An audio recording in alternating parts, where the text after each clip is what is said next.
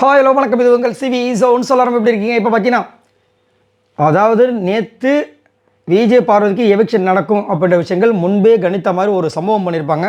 விஜய் சேதுபதி அவர்களே வந்து ஷாக் ஆகிருப்பார். அது என்னென்னு பார்க்கலாம். அதுக்கு முன்னாடி பார்க்குற எல்லாரும் நம்மளுடைய சேனல் சப்ஸ்கிரைப் பண்ணிட்டு பாருங்கள், லைக் பண்ணுங்கள், கமெண்ட் பண்ணுங்கள், ஷேர் பண்ணுங்கள். இப்போ வாங்க இந்த வீடியோக்குள்ளே போகலாம். விஜய் பார்வதி முன்னாடியே வந்துட்டு ஒரு ஒரு ஒரு ஒரு 3-4 வாரமாகவே பார்த்தீங்கன்னா, பிக் பாஸ் என்ன வேணும் அமுச்சு விட்ருங்க, என்னால் இங்கே தாங்க முடியல இப்படின்ற ஒரு விஷயத்தை வந்து அப்பப்போ சொல்லிட்டு இருப்பாங்க. ஆனால் நேற்று அந்த எபிசோட் நடக்கிறதுக்கு முன்னாடியே வந்துட்டு கண்ணாடி முன்னாடி பேசியிருப்பாங்க. அதுலேயே வந்துட்டு சொல்லியிருப்பாங்க, இனி இந்த பிக் பாஸ் வீட்டுக்குள்ள நான் இருக்கிறதுக்கு எனக்கு தகுதி இருக்கான்னு தெரியலை, இந்த வீட்டில் அவங்க எக்ஸ்பெக்ட் பண்ணுற அளவுக்கு நான் இதுக்கப்புறம் கொடுக்க போகிறேன்னு தகுதி இருக்கான்னு எனக்கு தெரியல, நான் வந்துட்டு இதுக்கப்புறமா இருக்கிறது கஷ்டம் தான், நான் வெளியே போகிறதுக்கு ரெடியாக தான் இருக்கேன் அப்படின்ற மாதிரி பிக் பாஸ்கிட்டையும் சொன்ன மாதிரி கண்ணாடி முன்னாடி இருந்து அவங்க பேசியிருப்பாங்க.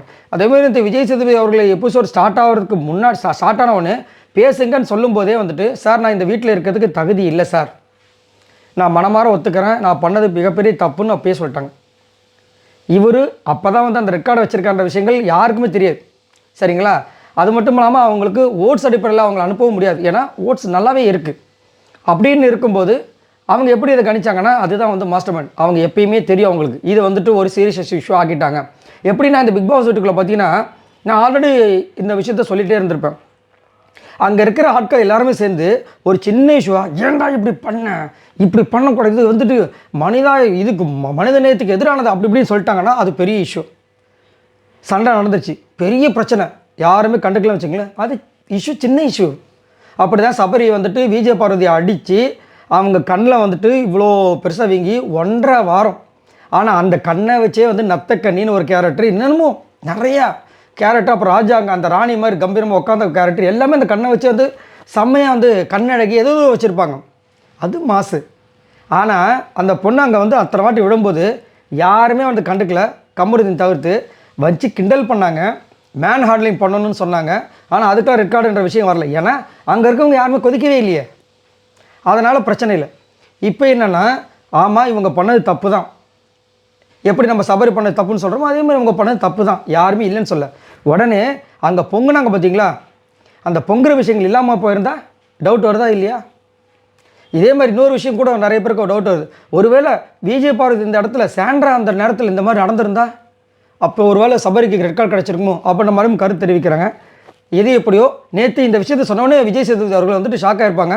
இல்லை இங்கே பாருங்கள், எனக்கு தேவை இது, எப்படி சாரி அதெல்லாம் வேண்டாம், எனக்கு உங்களுக்கு ஏன் அதை தோணுச்சு இந்த மாதிரி சொல்லும்போது, இல்லை சார் அவங்க ட்ரிகர் பண்ணாங்க சார், அவங்க இந்த மாதிரி வார்த்தைகள்லாம் சொன்னாங்க, அதுவும் வந்துட்டு ரொமான்ஸை வச்சு தான் நாங்கள் இவ்வளோ சர்வே பண்ணணும்னு சொன்னோடனே அவர் என்ன சொல்கிறாரு, என்னது இதெல்லாம் தெரிஞ்ச விஷயம் தானம்மா, நீங்கள் அதாவது இது வரைக்கும் நீங்கள் சொல்லாத விஷயத்தையும் அவங்க சொல்லிட்டாங்க அப்படின்றாங்க. சொல்லாத விஷயங்கள் வெளியில் வந்துட்டு மைக் இருக்குது, எல்லாமே தெரியும், கரெக்டு. ஆனால் அங்கே ஒரு விஷயத்தை வந்து நேரில் சொல்லும்போது ஒரு கோவம் வருதில்ல. இப்போ வந்துட்டு நம்ம சாண்ட்ரா வந்து இவர் வந்து பார்த்து நிறைய விஷயங்கள் வார்த்தைகள் விட்டுருப்பார், ரொம்ப பெரிய தவறு. அதே மாதிரி அதுக்கு அவருக்கு வந்துட்டு அங்கே வந்து எப்படி பேச சொன்னது அப்படிலாம் சொல்கிறாங்க. சாண்ட்ராவுமே இது நம்ம கமருதனை பார்த்தும் விஜய் பார்வதி பார்த்தும் நிறைய வார்த்தைகள் விட்டாங்க, அதை பற்றி பேசவே இல்லை. பொறுக்கி பாரு சொன்னாங்க. அதுக்கப்புறம் வந்து கமருதனுக்கு காமருதீன் அப்படின்னு பேர் வச்சாங்க. ரொமான்ஸ் வச்சு தான் இவ்வளோ தூரம் நீங்கள் சர்வே ஆகிருக்கீங்கன்னு சொன்னாங்க. நிறைய விஷயங்கள் அவங்களும் ட்ரிகர் பண்ணிட்டாங்க. ஆனால் அது விஷயங்கள்லாம் வந்து அங்கே வந்து விவாதிக்கப்படவே இல்லை. அதுக்கப்புறம் திவ்யா வந்து அங்கே பேசக்கூடிய விஷயங்களே வந்து அந்த 40 நிமிஷம் அந்த ஃப்ரைடே எபிசோடில் காமிக்கிறாங்க, வெள்ளிக்கிழமை நிகழ்வுகள்னு. அதுலேயும் ஏன் இந்த மாதிரி பேசுனீங்க? விக்ரம் வந்துட்டு ஓ ஹா ஹோ என்னென்னமோ வார்த்தைகளை யூஸ் பண்ணார், அந்த வார்த்தைகளை பற்றியும் கேட்கவும் இல்லை. சரி, இதை பற்றி உங்களோட கருத்துக்களை சொல்லுங்கள். எது எப்படியோ அவங்களுக்கு தெரியும், எப்போ உள்ளே வந்தாங்க, உள்ளே வரும்போது என்னென்ன பண்ண போகிறாங்கன்னு தெரியும். அதே மாதிரி ஒரு வாரத்தை கடக்கும்போது வந்து ஒரு பயத்தோடையே கடந்தாங்க. அது வந்துட்டு அதுதான் வந்து உண்மையான ஒரு விஷயம். அவங்க வந்துட்டு ஒரு வாட்டி வந்துட்டு பயம் இருந்தாலும் அந்த பயத்தோடு பாருங்கள், அடுத்தடுத்து வந்து என்னென்ன கண்டென்ட் கொடுக்குறோம் அந்த கண்டென்ட்டை இது வரைக்கும் கொடுத்துருக்காங்க. நிறைய பேர் இப்பவுமே பார்த்தீங்கன்னா ப்ரொமோவதின்னு அப்படி பேர் வச்சுருக்காங்க. காரணம் இது வரைக்கும் அந்த ப்ரொமோஸில் அதிகப்படியான ப்ரொமோஸில் வந்த ஒரே ஆள் விஜய் பார்வதி. ரைட், இதை பற்றி உங்களோட கருத்துக்களை சொல்லுங்கள். பாய் நண்பர்களே.